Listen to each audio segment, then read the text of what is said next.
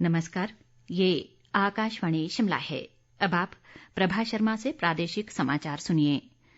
मुख्यमंत्री जयराम ठाकुर ने कहा है कि राज्य सरकार ने लोक निर्माण विभाग में पिछले 3 साल में सहायक और कनिष्ठ अभियंताओं के 509 पदों को भरा है। विभाग में सेवानिवृत्ति और स्थानांतरण के कारण खाली हुए 166 पदों को भी सरकार जल्द भरने जा रही है।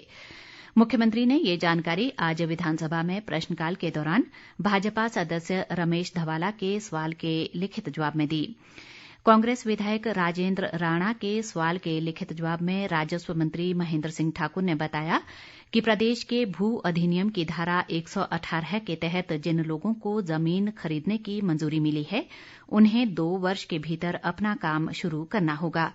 उन्होंने कहा कि यदि वे 2 साल की तय समय अवधि के भीतर काम शुरू नहीं कर पाए तो सरकार उन्हें किसी भी तरह की कोई विशेष छूट नहीं देगी।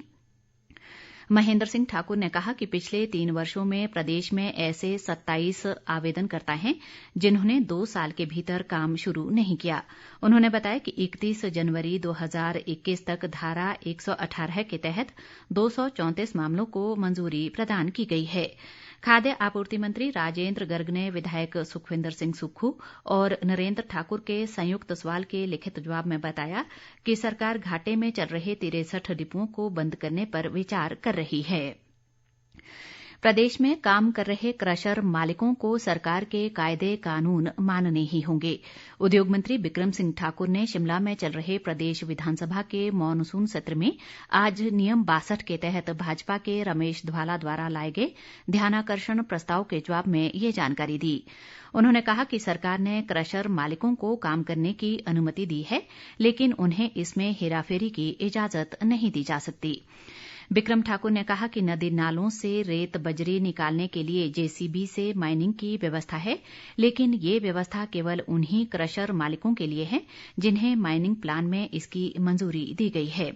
उन्होंने ये भी कहा कि प्रदेश सरकार क्रशर मालिकों को जल्द ही मैकेनिकल लोडिंग की अनुमति देने जा रही है। उद्योग मंत्री ने कहा कि वैज्ञानिक खनन को बढ़ावा देने व प्रदेश में हो रहे विभिन्न विकास कार्यों और खनिजों की निर्बाध आपूर्ति को बनाए रखने के लिए सरकार द्वारा 462 खनन पट्टे प्रदान किए गए हैं तथा राज्य में इस समय कुल 376 स्टोन क्रशर स्थापित हैं। प्रदेश विधानसभा में आज विपक्षी कांग्रेस ने फिर सदन में हंगामा किया। सदन की कार्यवाही शुरू होते ही कांग्रेस सदस्य इंद्रदत्त लखनपाल ने बेरोजगारों से हो रहे खिलवाड़ और चोर दरवाजे से हो रही भर्ती को लेकर नियम 67 के तहत स्थगन प्रस्ताव का मामला उठाना चाहा, लेकिन अध्यक्ष ने इसकी इजाजत नहीं दी। इससे नाराज कांग्रेस सदस्यों ने सदन में शोरगुल कर नारेबाजी की और फिर विपक्षी सदस्यों ने अध्यक्ष के नोटिस को अस्वीकार करने के बाद नारेबाजी करते हुए सदन से वॉकआउट कर दिया। इससे पहले नेता प्रतिपक्ष मुकेश अग्निहोत्री ने कहा कि राज्य में बेरोजगारों से धोखा हो रहा है और चोर दरवाजे से भर्तियां की जा रही हैं। उन्होंने आरोप लगाया कि एक हलके से ही 5000 भर्ती आउटसोर्स पर हो गई है। उन्होंने बेरोजगारी और आउटसोर्स पर किस हलके से कितने लोगों को रखा गया है, उसे लेकर श्वेत पत्र जारी करने की मांग की। उधर विधानसभा अध्यक्ष विपिन सिंह परमार ने बार बार सदस्यों को शांत करवाते रहे, लेकिन कांग्रेसी सदस्य नहीं माने और नारेबाजी करने लगे और वे फिर सदन से वॉकआउट कर दिए।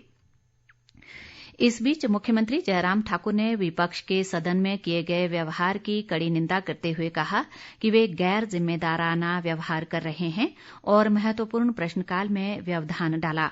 उन्होंने कहा कि वे उम्मीद कर रहे थे कि विपक्ष आज सार्थक चर्चा करेगा, लेकिन ऐसा नहीं हो रहा।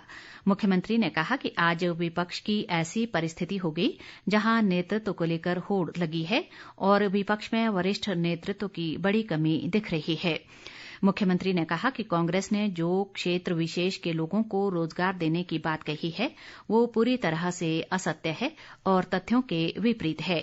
जयराम ठाकुर ने कहा कि आउटसोर्स की भर्तियां कांग्रेस के समय ज्यादा हुई, बावजूद इसके सरकार हर मुद्दे पर चर्चा के लिए तैयार थी। भर्तियों पर नियम 130 में भी चर्चा हो सकती थी, लेकिन कांग्रेस में नेतृत्व को लेकर होड़ लगी हुई है। मात्र खबरों में बने रहने के लिए इस तरह का व्यवहार करना निंदनीय है। इसी के साथ ये समाचार बुलेटिन समाप्त हुआ। नमस्कार।